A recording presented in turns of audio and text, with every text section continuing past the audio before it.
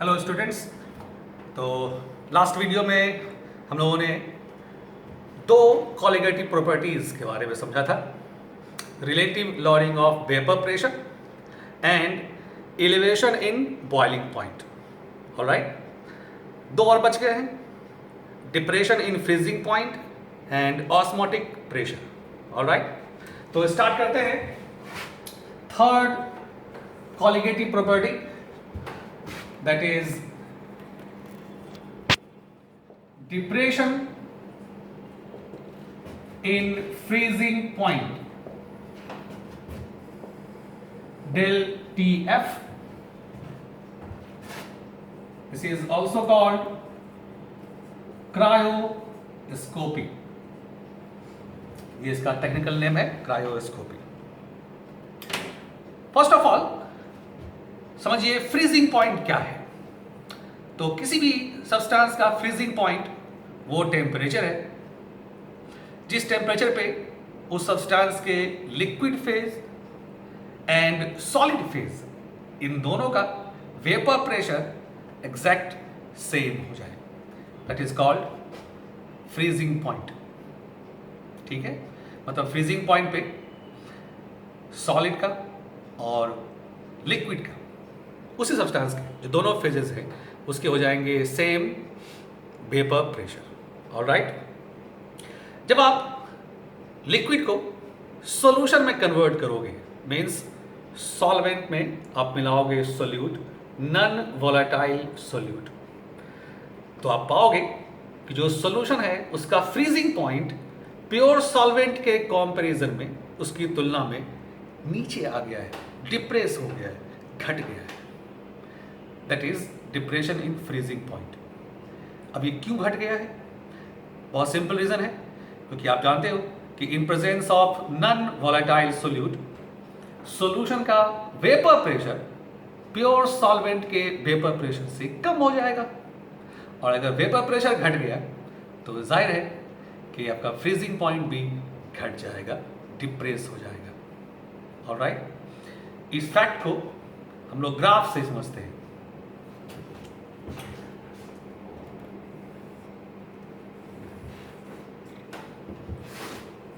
यहां ले लिया हमने temperature along x axis, vapour pressure along y axis. ये ले लिया हमने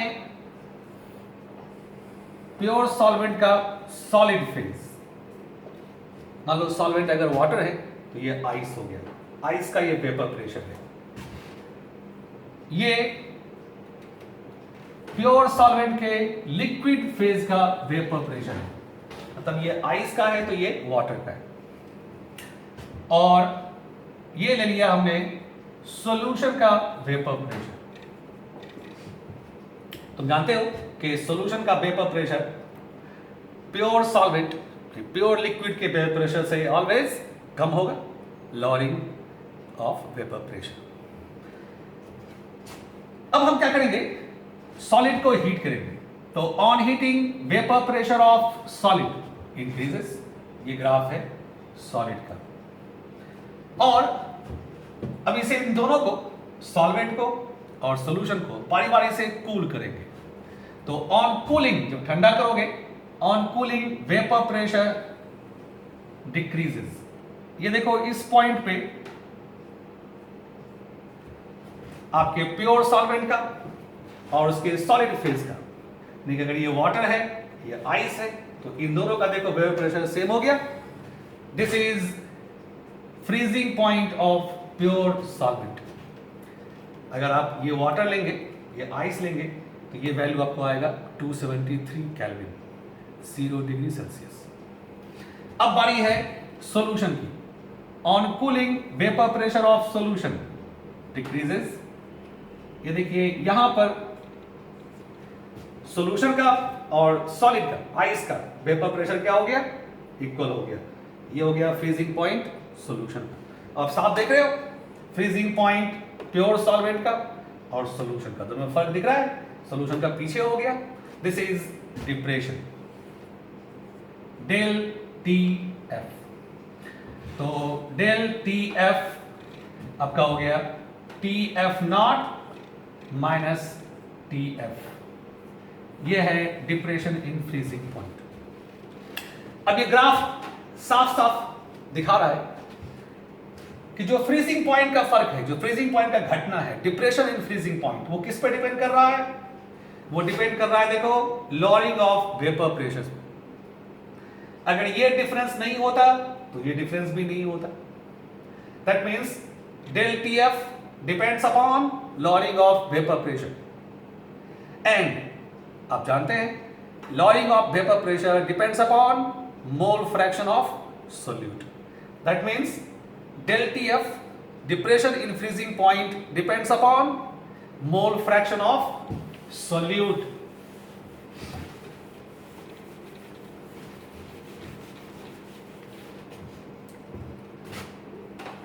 So del TF depends upon mole fraction of solute.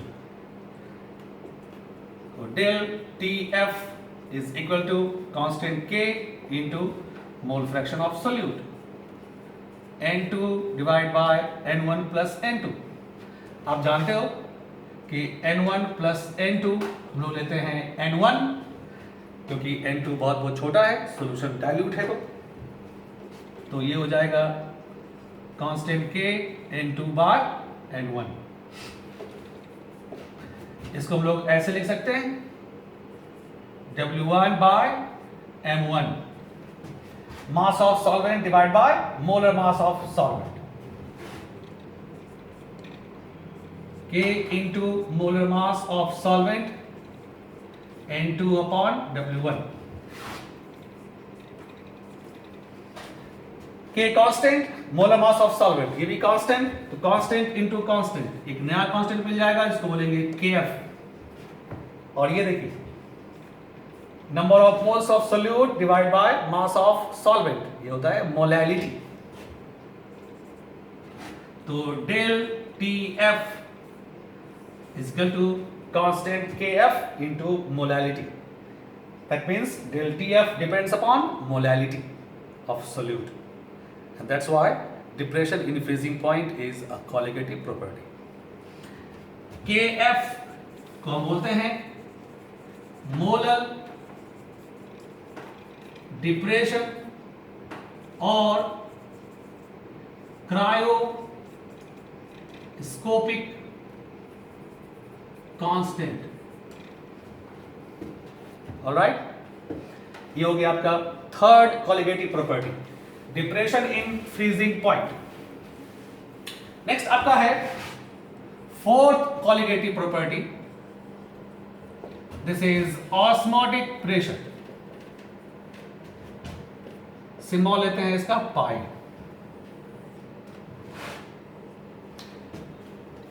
Osmotic pressure समझने से पहले हमें ऑस्मोसिस समझना पड़ेगा, ये क्या होता है ऑस्मोसिस।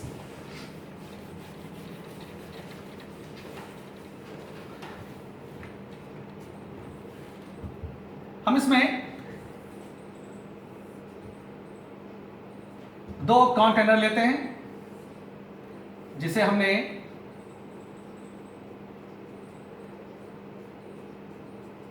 सेपरेट किया है by using semi permeable membrane, SPM, semi permeable membrane. ये क्या होता है? तो ये एक सब्सटेंस है, केमिकल सब्सटेंस, जिसमें बहुत ही छोटे छोटे माइन्यूट होल्स होते हैं। इतने छोटे, ये ऐसा अल्ट्रा फिल्टर है जिसमें से सिर्फ और सिर्फ प्योर सॉल्वेंट पास हो सकते हैं, सोल्यूट पार्टिकल्स इससे पास नहीं होंगे। From SPM, semi permeable membrane, like animal membrane, cellophane, parchment paper, copper ferrocyanide, और भी बहुत सारे एग्जाम्पल्स हैं। जनरली हम लोग यूज़ करते हैं पार्चमेंट पेपर या सेलोफेन, और कुछ केस में कॉपर फेरोसाइनाइड भी यूज़ करते हैं, है ना। अब क्या करेंगे कि हम एक तरफ इसमें ले लेंगे प्योर सॉल्वेंट और डाइल्यूट सॉल्यूशन, और एक तरफ ले लेंगे कॉन्सेंट्रेटेड सॉल्यूशन, मतलब इस साइड में सॉल्वेंट ज्यादा है, सोल्यूट कम है, और अगर प्योर लोगे तो सिर्फ सॉल्वेंट। इस केस में सॉल्यूशन कॉन्सेंट्रेटेड है तो सॉल्वेंट कम है ना। इससे क्या होगा कि यहां हो जाएगा आपका हाई वेपर प्रेशर और यहां हो जाएगा low vapour pressure. Due to vapour pressure difference pure solvent particles move करेगा from dilute to concentrated solution side, सिर्फ और सिर्फ solvent. This process is called osmosis.